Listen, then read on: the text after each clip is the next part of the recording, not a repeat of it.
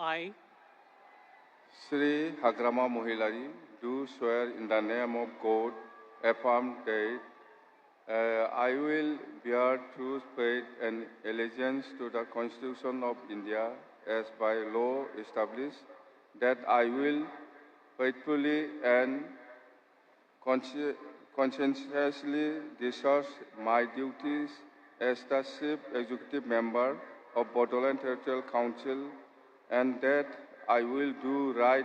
to all manner of people in accordance with the Constitution and the law, without fear or favor, affection or ill will. I, Sri Hagrama Mohilary, do swear in the name of God that I will not directly or indirectly communicate or reveal to any persons or persons any matter which shall be brought under my consideration or shall become known to me as the Chief Executive Member of Bodoland Territorial Council,